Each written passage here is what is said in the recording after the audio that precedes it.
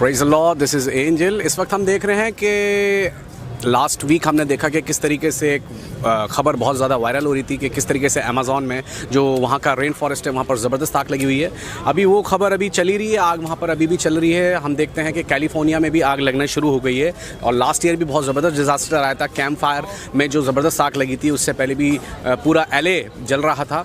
अभी हम देख रहे हैं कि आग की तो यहाँ पर जो ये डिज़ास्टर ख़त्म हुआ नहीं है, बट हम देख रहे हैं कि अब हम बाढ़ को आते हुए देख रहे हैं, पानी की ज़बरदस्त तबाही देख रहे हैं। तो क्या ये ऐसे ही सब घट रहा है या इसके पीछे ज़रूर कोई वजह है, या ये ऐसी एक्सीडेंटली अचानक हो रहा है और हम लोग सिर्फ आंख मूंद के रहें, या फिर इसमें भी हमारे लिए कोई वार्निंग है जिसको हमें समझने की ज़रूरत है, या फिर कोई ऐसी किताब है या कहीं कुछ ऐसा है जो हमें इन सब चीज़ों का जवाब दे रही है कि अगर ऐसा हो रहा है तो क्यों हो रहा है। मेरे साथ कुछ यंगस्टर्स यहाँ पर हाजिर हैं और हम यहाँ पर ज़रा पूछते हैं कि लोगों की इसके बारे में क्या उनकी ओपिनियन है, ऐसा हो रहा है तो क्यों हो रहा है, इतना जो नेचर है वो क्यों अफेक्टेड हो रहा है, और कभी फ्लड देख रहे हैं, कभी फायर देख रहे हैं, कभी कुछ और देख रहे हैं, कभी अर्थक्वेक्स देख रहे हैं, तो इसके पीछे क्या वजह है। तो आप मुझे बताएंगे, ये जिस तरीके से आप देख रहे हैं, अभी आपने पढ़ा होगा अमेज़ॉन जो फायर लगा हुआ है, जैसे अमेज़ॉन को हम बोलते हैं कि हमारे प्लेनेट का लंग भी है वो, तो आप इसके बारे में क्या कहते हैं, ऐसा क्यों है कि इतनी आग वगैरह और बाढ़ वगैरह? मुझे तो ऐसा लगता है सबसे बड़े कॉज जो हम लोग खुद ही कर रहे हैं, हम नेचर को डिस्ट्रॉय करते जा रहे हैं। साथ साथ ही हम कुछ अपनी जो हमारा कर्तव्य होते हैं उनको हम खुद पूरा नहीं कर रहे हैं। जैसे पॉल्यूशन देखिए, हम लोग पानी कैसे वेस्ट करते जाते हैं, उसके लिए हम कुछ भी एफर्ट्स नहीं डालते कि क्या हो रहा है।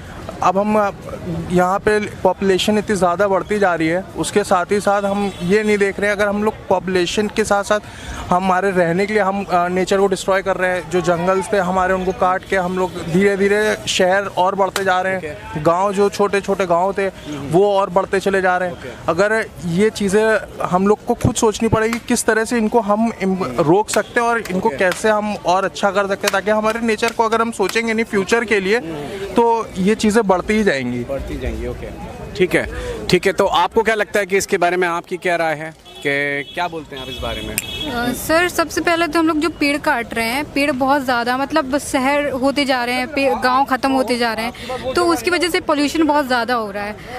वाटर पोल्यूशन हो रहा है, नॉइज़ पोल्यूशन हो रहा है, तो ये सारी कॉजेज़ जो हैं वो हमारे बॉडी के लिए इफ़ेक्ट कर रही हैं। हाँ जी। अब आप जैसे देख रहे हैं कि बहुत ज़्यादा कभी आग लग रही है और क्या कह सकते हैं बाढ़ आ रही है। अब देखिए, अब क्या कह सकते हैं, हर जगह पानी हम देख सकते हैं, हर जगह है।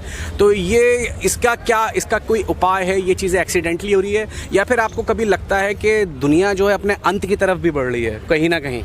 आपको क्या लगता है कि कुछ आप विश्वास करते हो कि अंत है दुनिया का, या डूम्सडे, या कुछ ऐसा किसी चीज़ पे आप बिलीव करते हो? सर, ओजोन लेयर जो है वो इफेक्ट हो रही है हर चीज़ से, तो पोल्यूशन से, तो जो पोल्यूशन बढ़ रहा है उसकी वजह से ये सारी चीज़ें हो रही हैं। अच्छा, ये सब चीज़ें हमें किसी चीज़ का संकेत देती हैं। आपको लगता है ये कि हम अंत की तरफ बढ़ रहे हैं या दुनिया के अंत की तरफ बढ़ रहे हैं? आपको क्या लगता है? या ये चीज़ें पहले नहीं थी, पहले इतना ज़्यादा नेचर था, सब कुछ अच्छा था, लोग हेल्दी जी रहे थे, लंबी उम्र जी रहे थे, इतनी बीमारियां नहीं थी, कोई कैंसर नहीं, कोई एड्स नहीं, कोई हेपेटाइटिस नहीं, लोग अच्छे से जी रहे थे। लेकिन हम देख रहे हैं जिस तरह इंसान की बॉडी पे इफेक्ट पड़ रहा है, उसी तरीके से प्लैनेट पे भी हमारे फ़र्क पड़ रहा है, ठीक है ना? तो आपको क्या लगता है कि ये क्या ज़मीन हमें कुछ यहाँ पर कुछ ऐसे वार्निंग अलार्म दे रही है कि वो अपने एंड की तरफ बढ़ रही है, या ये सब ऐसे ही हो रहा है और चलने दो, ये सब ऐसे ही चलता रहेगा, ठीक हो जाएगा? आपको क्या लगता है? बिकॉज पहले क्या था कि नंबर्स ऑफ प्लांट्स थे, नॉइज़ पोल्यूशन नहीं था, व्हीकल्स नहीं थे इतने सारे। अच्छा। बट अब क्या है कि हर जगह विलेजेस कम होते जा रहे हैं एंड लोग अपने बिल्डिंग्स बनाते जा रहे हैं, सो पेड़ कम से ओके। तो यानी कि कहीं ना कहीं वार्निंग अलार्म है। आपको नहीं लगता कि कहीं ना कहीं हम अपने अंत की तरफ बढ़ रहे हैं? क्या कहते हैं आप? बिल्कुल। या फिर आपको लग रहा है ये चल रहा है, चलने दो? नहीं, बिल्कुल हम अंत की तरफ बढ़ रहे हैं। हाँ। अगर हम ये तो हमें बहक मानना पड़ेगा इस चीज़ को कि अगर कोई चीज़ पैदा हुई है तो उसको मरना है। हम आज जिंदा हैं तो हमें मरना है, इस चीज़ पे तो हमें यकीन करना ही है ना? तो इसी तरह से हमारी अर्थ जो बनी है तो उसका एक टाइम है, उसको ख़त्म होना है, लेकिन हम उसको कुछ उसकी रफ्तार बढ़ा दे रहे हैं ख़त्म होने की। जो जैसे गाड़ियाँ ही हैं हमारी, और हम लोग के घर में कंफर्ट हम लोग सोच रहे हैं एसी, लेकिन अब हमारी आज नेसेसिटी होती जा रही है जो चीज़ें, और उससे हमारी नेचर को कितना नुकसान हो रहा है ये चीज़ें हम लोग सोच ही नहीं रहे। यानी कि एक आदमी तो जो पैदा हुआ है वो तो मरना ही मरना है, ठीक है, लेकिन अब डिपेंड करता है वो रोज़ की क्या कह सकते हैं, एक बोतल शराब पी रहा है और 2 डब्बे सिगरेट पी रहा है तो जल्दी मरेगा, राइट, यही वाली बात है। तो इसी तरीके से अर्थ है, अर्थ का एक अपना टाइम निर्धारित है, बट उसके साथ अगर हम उसे इतना ज़्यादा पॉल्यूट करेंगे और इतना ज़्यादा हम उसको रफली यूज़ करेंगे, यानी कि चीज़ें हमें ईश्वर ने दी हैं, ऊपर वाले ने दी है, प्रभु ने दी है, और पर हम उसे ठीक से हैंडल नहीं कर पा रहे हैं। कहीं आँख से तबाही हो रही है और इस वक्त हम इन चीज़ों को नज़रअंदाज नहीं कर सकते। मैंने अभी आपके सामने कुछ यंगस्टर्स की राय लेने की कोशिश करी कि अगर आग भी लग रही है तो इसकी क्या वजह है। हम देख सकते हैं कि अब इस वक्त पानी की ज़बरदस्त तबाही चल रही है, हर जगह कहीं फ्लड आ रही है, बाढ़ पूरी दुनिया में, इंडिया की बात नहीं हो रही, पूरी दुनिया में अगर हम गौर करें तो इस वक्त बाढ़ हर जगह आ रही है, हर जगह फ्लड आ रही है। और अभी हम देखते हैं लास्ट वीक अमेज़ॉन में क्या हुआ, अमेज़ॉन फॉरेस्ट जो रेन फॉरेस्ट है उसमें जो आग लगी है ज़बरदस्त तरीके से, वो अभी बुझी ही नहीं।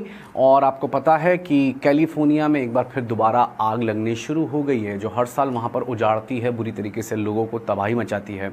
और यहाँ तक कि कैलिफोर्निया की आग से सेलिब्रिटीज़ भी अपने घरों को, अपनी मैंशंस को नहीं बचा पाए, अपनी प्रॉपर्टी को ख़राब होने से नहीं बचा पाए। कैलिफोर्निया की आग इतनी ज़बरदस्त होती है क्योंकि वहीं पर हॉलीवुड है, तो वहाँ पर सारे सेलिब्रिटीज़ वगैरह ऑलमोस्ट वहीं हैं, तो इसलिए वो भी अपने को इस तबाही से नहीं बचा पाई जो आग ने तबाही करी। ये वीडियो पिछले दिनों सोशल मीडिया पर बहुत वायरल हुई थी, जिसे कैरोलिना पोर्सेंको ने एफबी पर शेयर किया था। ये अमेज़न रेन फॉरेस्ट फायर की वीडियो नहीं, पर कैलिफोर्निया में लगी भीषण आग की जिसने बहुत बड़ी बर्बादी करी, जिसे कि कैंप फायर भी बोला जाता है। और इस आग में कई हॉलीवुड सेलिब्रिटीज़ की प्रॉपर्टी, उनकी मैंशंस भी आ गई थी और वो भी इससे नहीं बच पाए थे। हमारी आज की ये वीडियो भविष्यवाणियों पर आधारित है, प्रोफेसीज पर, और ये आपकी आंखें ज़रूर खोलेगी और आपको बताएगी कि हम दुनिया के अंत के कितने नज़दीक हैं। इस पूरे वीडियो को देखिए, आप ज़रूर बहुत बड़ी बात कर पाएंगे। प्रभु आपको आशीष दे।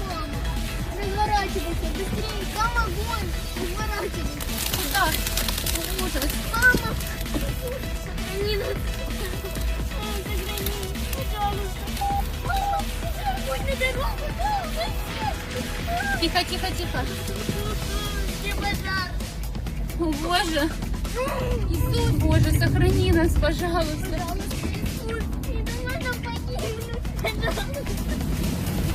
Мама, мама, не могу тебя рожать. Есть быстрее. Есть быстрее, мама. Есть быстрее. Помоги маме моей. Помоги. Go back, go back. Go back, go back, go back. Go back, go back, go back.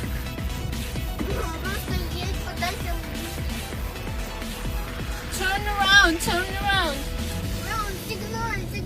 तो हम देख सकते हैं कि किस तरीके से साइमल्टेनियसली पानी और आग दोनों से तबाही चल रही है। पर क्या ये ऐसी एक्सीडेंटली हो रहा है, या फिर कहने का मतलब इस वीडियो बनाने का मकसद ये है कि ये हमें कोई वार्निंग साइन दे रही हैं। ये चीज़ें अचानक से, ये नेचुरल डिज़ास्टर इस तरीके से बढ़ रहे हैं, अचानक से चीज़ें तबाह हो रही हैं। आज मैं पानी की बात नहीं करूँगा, बाढ़ और फ्लड की बात नहीं करूँगा, प्रभु ने चाहा वो अगली वीडियो में हम बात करेंगे। पर इस वक्त मैं आग के बारे में कुछ आपको चौंका देने वाली बातें बताना चाहता हूँ। क्या ये बातें कहीं एग्जैक्टली ऐसी लिखी हैं? आपको पता है बाइबल इस भविष्यवाणी को, जो इस वक्त अमेज़ॉन में रेन फॉरेस्ट फायर जो है इस बारे में, और तमाम ये कैलिफोर्निया में आग लगी हुई है, बाइबल एग्जैक्टली इस बात की भविष्यवाणी, इस बात की प्रोफेसी करती है, पेशनगोई करती है आज से हज़ारों साल पहले। आपको अगर मैं बताऊँ, अगर आप बाइबल में अमालों की किताब यानी कि बुक ऑफ एक्ट्स, हिंदी में प्रेरितों का काम है, और उसका सेकंड चैप्टर पढ़ेंगे तो आप वहाँ पर पढ़ सकते हैं कि इस तरीके से वहाँ पर लिखा है। 2 को अगर आप 17 से 20 पढ़ेंगे तो मैं आपको बता दूँ वहाँ पर बड़ी अमेजिंग सी बात लिखी है। वहाँ ये भविष्यवाणी है, गौर से सुनिएगा। तो आप देख सकते हैं यहाँ पर इस तरीके से लिखा है, परमेश्वर कहता है कि अंत के दिनों में ऐसा होगा। कब होगा? अंत के दिनों में। बाइबल का एक बड़ा पार्ट प्रोफेसीज और स्पेशली डूम्सडे, आखिर दिनों, दुनिया के अंत के बारे में है। बाइबल की भविष्यवाणी, बाइबल की प्रोफेसी। और वहाँ ये बाइबल साफ कहती है कि परमेश्वर यानी जो खुदा है, वो यहोवा परमेश्वर, वो यूँ कहता है कि अंत के दिनों में ऐसा होगा कि मैं अपना आत्मा सब मनुष्य पे उंडेलूंगा और तुम्हारे बेटियों बेटियां भविष्यवाणी करेंगे। ये तो इसका फर्स्ट पार्ट है, बट इस प्रोफेसी का आपको पता है अंत के दिनों में जो हम दुनिया के अंत की तरफ बढ़ेंगे तो उसका सेकंड पार्ट आपको पता है क्या लिखा हुआ है। उसके सेकंड पार्ट में कुछ इस तरीके से लिखा है, और मैं ऊपर आकाश में अद्भुत काम और नीचे धरती पर चिन्ह अर्थात लहू और आग और धुएं का बादल दिखाऊंगा। क्या दिखाऊंगा? अर्थात लहू और आग और धुएं का बादल दिखाऊंगा। कब? अंत के दिनों में, आखिर दिनों में, दुनिया के अंत में जब हम बढ़ेंगे तो आप ज़मीन पे 3 चीज़ें देखेंगे, लहू, आग और धुएं का बादल। उर्दू में भी कुछ इस तरीके से ही लिखा हुआ है, मैं आपको पढ़ दूँ जिससे आपको समझने में थोड़ी आसानी होगी। यहाँ इस तरीके से लिखा है, खुदा फरमाता है कि आखिर दिनों में ऐसा होगा कि मैं अपनी रूह में से हर बशर पर उंडेलूंगा। फिर मैं आपको बता रहा हूँ, इसका फर्स्ट पार्ट है, बट सेकंड पार्ट को अगर हम इसे पढ़ेंगे 19th वर्स से 19वीं आयत से, तो गौर से सुनिएगा। उसमें ऐसा लिखा हुआ है कि और मैं ऊपर आसमान पर अजीब काम और नीचे ज़मीन पर निशानियाँ यानी खून और आग और धुएं का बादल दिखाऊंगा। क्या दिखाऊंगा मैं? खून का, आग का और धुएं का बादल। ठीक है, ये किसकी प्रोफेसी है? बाइबल की प्रोफेसी है कि जब दुनिया का अंत होगा, हम अंत की तरफ बढ़ेंगे, तो याद रखिएगा आप क्या देखेंगे ज़मीन पर? ये 3 चीज़ों को, इन 3 निशानियों को बताया गया है, खून, आग और धुएं का बादल। कहने का मतलब ये है कि इसका मतलब कोई भी चीज़ ऐसे ही नहीं हो रही है।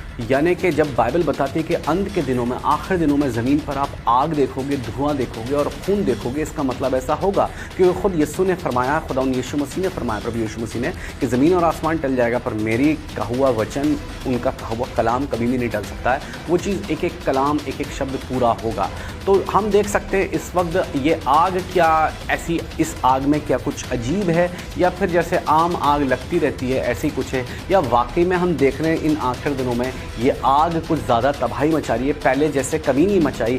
अब ये आग और आप धुआं देख रहे हैं। ये आग और धुआं एक तरीके से एटॉमिक वार, न्यूक्लियर वार को भी दिखाता है, बट ये आग इन चीज़ों को भी दिखा रही है जो तबाही मच रही है। आग आप देख रहे हैं, मैं आपको कुछ आग से जुड़े हुए हैं और आग से जो हुई तबाही है उससे जुड़े हुए कुछ चौंकाने वाले आंकड़े आपके सामने रखना चाहता हूं। अगर आप उसे देखेंगे और सुनेंगे तो आपको समझ में आएगा कि बाइबल की प्रोफेसी एग्जैक्टली ऐसे ही पूरी हो रही है। उससे पहले अगर आप बाइबल में यीशु मसीह की एक और प्रोफेसी, जो जीसस क्राइस्ट ने एक और प्रोफेसी अंत के दिनों के लिए, आखिर दिनों के लिए करी थी, और उनकी सेकंड कमिंग आने, यानी कि अभी जीसस क्राइस्ट की सेकंड कमिंग को भी होना है, यानी कि वो ज़मीन पे एक बार फिर आएंगे, पर उससे पहले उनके चर्च का रैप्चर होगा जिसे यीशु मसीह लेने आएंगे, और उसके बाद यहाँ पर न्यूक्लियर वार और दुनिया भर की तबाही होगी। खैर, हम अभी उस बारे में बात नहीं कर रहे, पर जीसस क्राइस्ट की सेकंड कमिंग से पहले जो अर्थ पे होगी, उससे पहले जब वो जज करने आएंगे सबको जजमेंट डे वाले दिन, तो पर उससे पहले कुछ निशानियां हैं, चर्च का रैप्चर है, दुनिया का अंत है, तबाही है और बहुत सारी चीज़ें ऐसी होनी हैं, अर्थक्वेक्स और बहुत सारी चीज़ें। पर उससे पहले जीसस क्राइस्ट ने एक और प्रोफेसी दी है। अगर आप लूका 17 में पढ़ेंगे, ये गॉस्पेल ऑफ ल्यूक है बाइबल के न्यू टेस्टमेंट में, ठीक है, लूका 17, और उसके अगर आप पढ़ेंगे उसको 20 से, तो उसमें भी बड़ी चौंकाने वाली क्या कह सकते हैं प्रोफेसी यीशु मसीह ने दी है। 26 से तो वहाँ ऐसा लिखा है, गौर से सुनिएगा, जैसा नूह के दिनों में हुआ था वैसे ही मनुष्य के पुत्र के दिनों में भी होगा। यानी कि इब्ने आदम जब आएगा, यीशु मसीह का बाइबल में एक और टाइटल है, वो है सन ऑफ मैन, यानी इब्ने आदम, मनुष्य का पुत्र। अब आप इसमें बहस मत कीजिएगा, यीशु मसीह तो सन ऑफ गॉड हैं, फिर सन ऑफ मैन क्यों लिखा हुआ, इसके बारे में ये गहरी बात है। ये असल में यीशु मसीह की प्रोफेटिक कॉलिंग को और उनकी प्रोफेटिक मिनिस्ट्री को प्रेजेंट करती है, इसलिए वहाँ पर टाइटल सन ऑफ मैन भी आया है। तो खैर, इस बारे में हम कभी और बात करेंगे, इस बात को मैं और क्लियरफाई करूँगा। बट यीशु मसीह इस वक्त अपनी बता रहे हैं कि किस तरीके से जब उनकी सेकेंड कमिंग होगी तो उससे पहले क्या होगा। गौर से सुनिएगा, दुनिया के जो अंत के दिन होंगे वो नूह के दिनों के जैसे होंगे। और लिखा है, जिस दिन तक नूह जहाज़ पर ना चढ़ा तब तक लोग क्या करते थे, खाते पीते थे, उनमें शादी ब्याह होते थे, और जब पानी ने सारी तबाही जब तक मचा, पानी ने सब कुछ क्या कर दिया, पानी ने हर चीज़ को तबाह कर दिया। पानी से एक बहुत बड़ी तबाही हुई थी, हिंदी में जल प्रलय लिखा है, ठीक है ना। और लूत के दिनों में लिखा है, लूत के दिनों में भी ऐसे ही क्या होता था, लोग खाते पीते थे, लेन देन करते थे, पेड़ लगाते और घर बनाते थे। पर जब तक लूत सदोम से ना निकला उस दिन आग और सल्फर और आग बरसी, यानी आग। आपको पता है ये बाइबल में दो लोग हुए हैं, बाइबल में पुराने नियम में जिन एक का नाम था नूह के वक्त में जल प्रलय आया था, यानी फ्लड से पानी से तबाही हुई थी, बहुत ज़बरदस्त सैलाब आया था, 40 दिन 40 रात पानी बरसा था।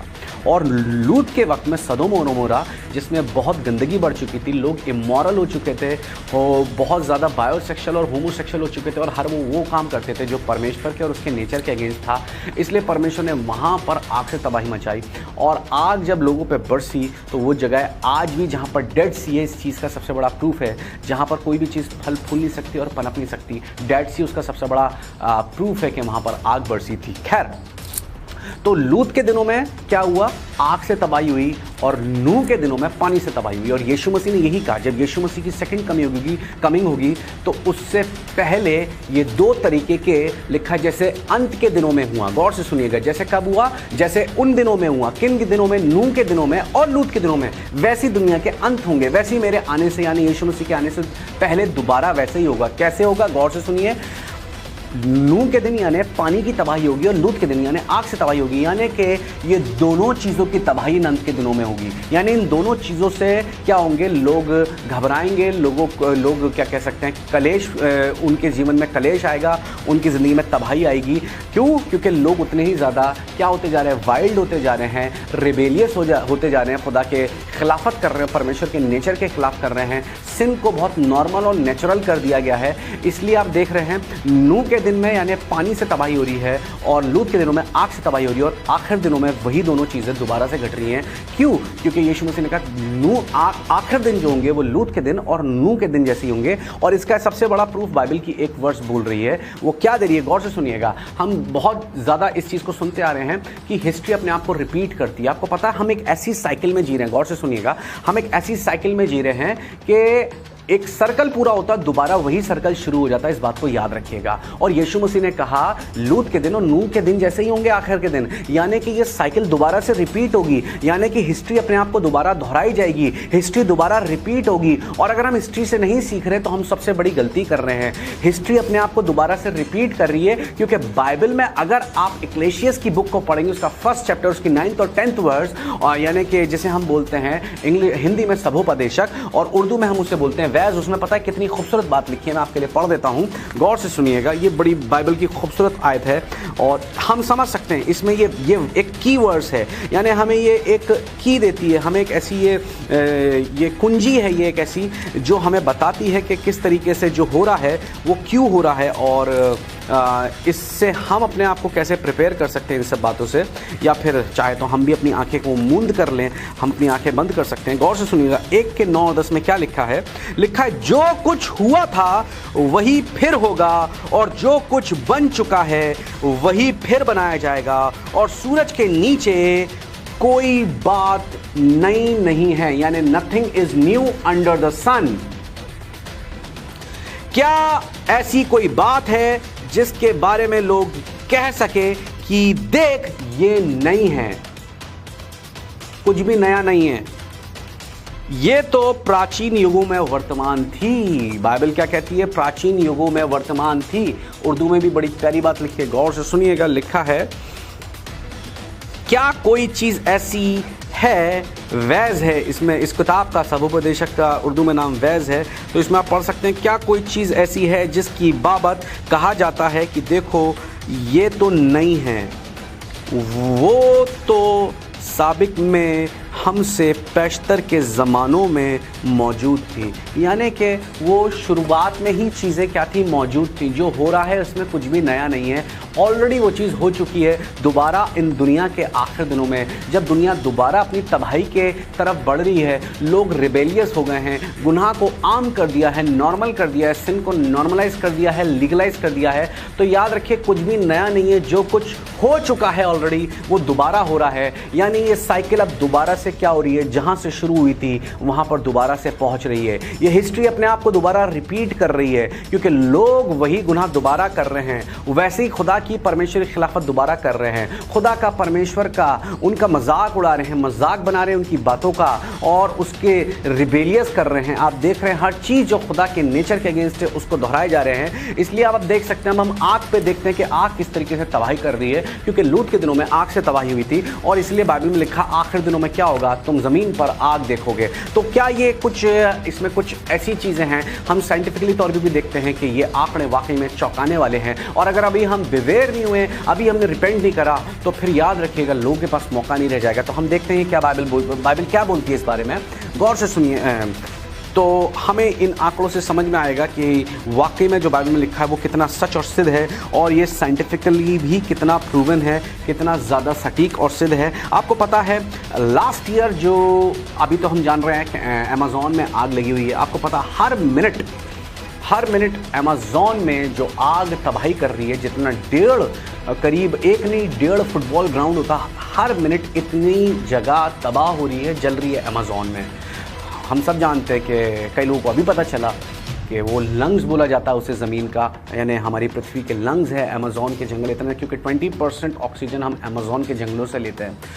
लेकिन आपको पता है लास्ट ईयर जो कैंप फायर जो कि कैलिफोर्निया में जो आग लगी, उससे क्या तबाही हुई मैं आपको बता देता हूँ। आपको पता है कि अब तक की सबसे डेडलीस्ट और डिस्ट्रक्टिव वाइल्ड फायर में कैलिफोर्निया में जो कैंप फायर हुआ है उस आग को बोला गया है, जो कि 1918 के बाद इतनी बड़ी आग लगी है।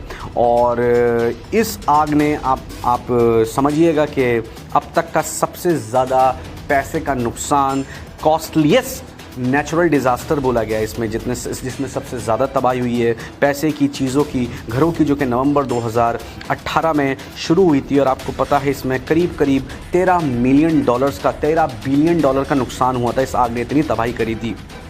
और इसी तरीके से अगर वुल्सी फायर को देखेंगे, जो कि जिसने करीब 4 से 6 बिलियन डॉलर का नुकसान करा, और कैंप फायर की और वुल्सी फायर को मिलाकर करीब $19 बिलियन का नुकसान हुआ, जो कि कैलिफोर्निया में हुआ।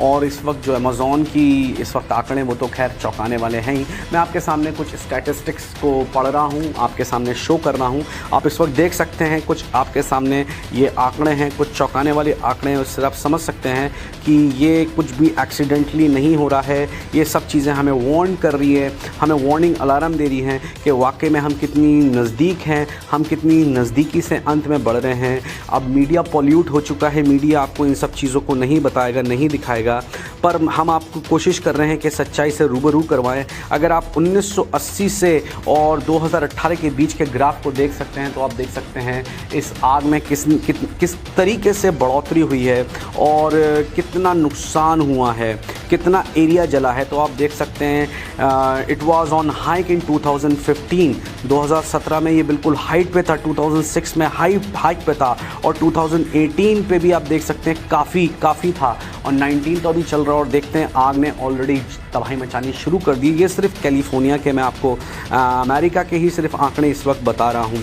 बट अगर आप इसके साथ अगर आप दूसरे आंकड़ों को भी देखेंगे और उन पर नज़र डालेंगे, तो वो भी बहुत ज़्यादा चौंका देने वाले हैं। अगर आप देखेंगे तो जो